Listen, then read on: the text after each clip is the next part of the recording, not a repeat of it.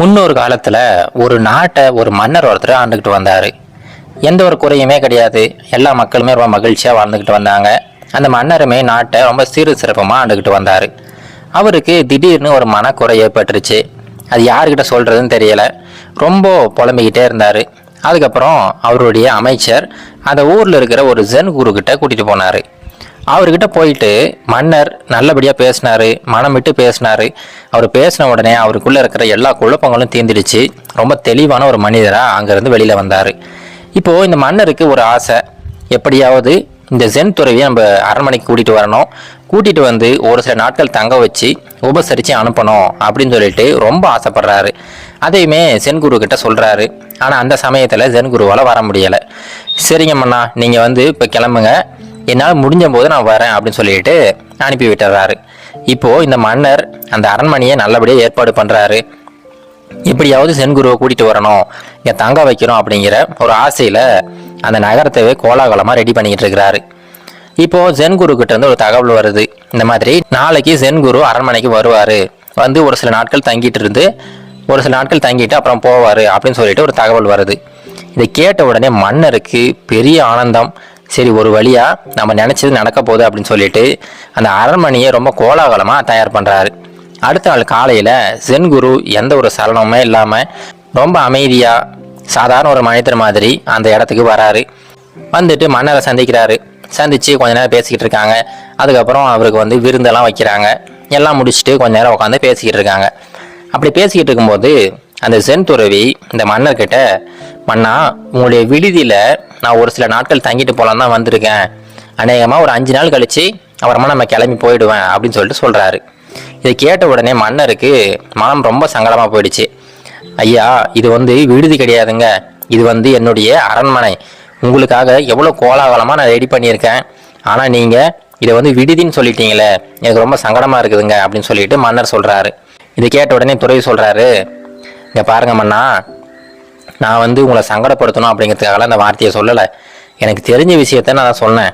இப்போ ஒரு சில கேள்விகள் கேட்குறேன், அதுக்கான பதில் சொல்லுங்க அப்படின்னு சொல்லிட்டு அந்த ஜென் குரு சொல்றாரு. சரிங்க ஐயா, கேளுங்க அப்படின்னு சொல்லிட்டு மன்னருமே ரொம்ப கூர்ந்து கவனிச்சிட்டு இருக்கிறாரு.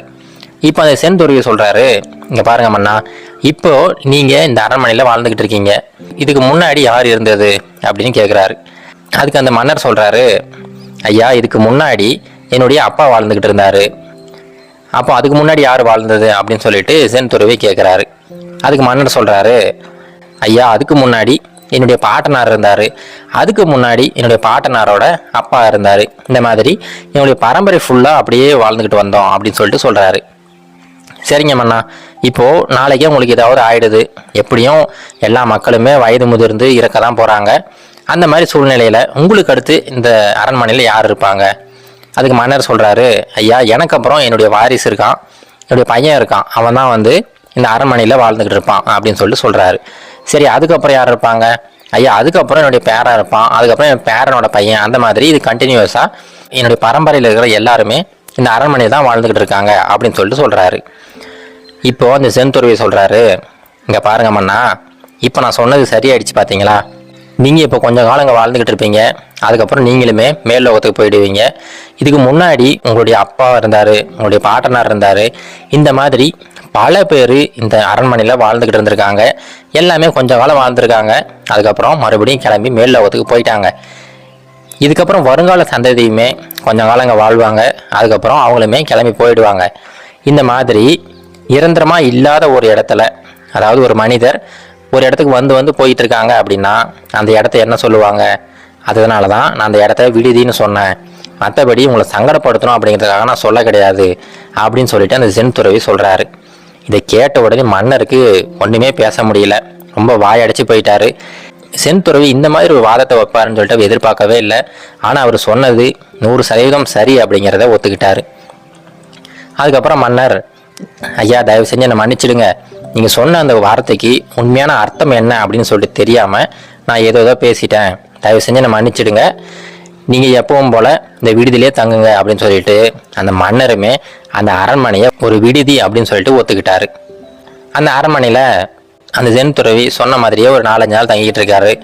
அதுக்கப்புறம் எப்பவும் போல் அவருடைய ஆசிரமத்துக்கு கிளம்பி போயிட்டாரு.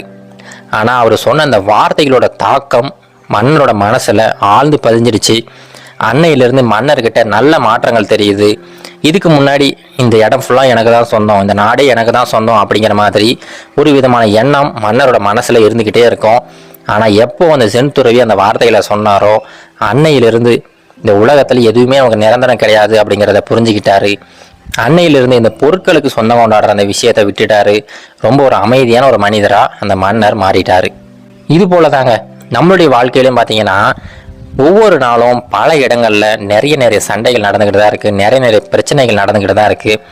இப்போது கரண்ட்டாக பார்த்தீங்கன்னா உலக அளவில் நிறைய நாடுகள் சண்டை போட்டுக்கிட்டு இருக்காங்க, எல்லாமே இந்த நிலத்துக்காக தான்.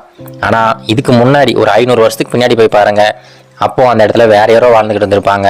ஒரு 1000 வருஷம் பின்னாடி போய் பார்த்தீங்கன்னா அப்போது அந்த இடத்துல வேற யாரோ வாழ்ந்துக்கிட்டு இருந்திருப்பாங்க. இந்த விஷயத்தை யார் உணர்றாங்களோ அவங்க கண்டிப்பாக இந்த மாதிரி பிரச்சனைகள்லாம் போக மாட்டாங்க. இது எதுவுமே நிரந்தரம் இல்லை அப்படிங்கிறத புரிஞ்சிக்காத மனிதர்கள் சின்ன விஷயத்துக்கெல்லாம் சண்டை போட்டுக்கிட்டு சின்ன இட பிரச்சனை, சின்ன வரப்பு பிரச்சனை அப்படின்னு சொல்லிக்கிட்டு இந்த பிரச்சனைகள் தொடர்ந்து வந்துக்கிட்டே இருக்கும். அதனால் இப்போ இதை மட்டும் புரிஞ்சுக்கங்க. இப்போ நீங்கள் இருக்கிற வீடு ஆகட்டும், இப்போ நீங்கள் ஓட்டுற பைக் ஆகட்டும், கார் ஆகட்டும், எல்லாமே கொஞ்சம் காலம்தான். அதுக்கப்புறம் நீங்கள் இருக்கிற இந்த இடத்துல உங்கள் பையன் இருக்கலாம், இல்லை வேறு யாராவது கூட இருக்கலாம். இன்னும் 100 வருஷம் நீங்கள் முன்னோக்கி யோசிச்சு பாருங்கள். எப்போயெல்லாம் உங்களுக்கு அதிகப்படியாக கோவம் வருதோ, எப்போயெல்லாம் இந்த பொருட்களுக்காக சண்டை போடணும்னு தோணுதோ, அந்த சமயத்தில் இன்னும் 100 வருஷம் கழிச்சு இந்த இடத்துல யார் இருக்க போகிறாங்க அப்படின்னு சொல்லிட்டு யோசிச்சு பாருங்கள். அப்படி யோசிச்சு பார்த்தீங்கன்னா கண்டிப்பாக உங்களுக்கு ஒரு தெளிவு பிறக்கும். அதுக்காக நீங்கள் வந்து உங்களுடைய பொருட்கள்லாம் விட்டு கொடுக்கணும்னு சொல்ல கிடையாதுங்க. அதுக்காக தேவையில்லாத சண்டைகள்லாம் வேணாம் அப்படின்னு தான் சொல்ல வரேன். இதை நம்ம சரியாக புரிஞ்சுக்கிட்டோம்னா கண்டிப்பாக நம்முடைய வாழ்க்கை எப்போவுமே ரொம்ப அமைதியாக ரொம்ப நிம்மதியாக போய்கிட்டு இருக்கோம்.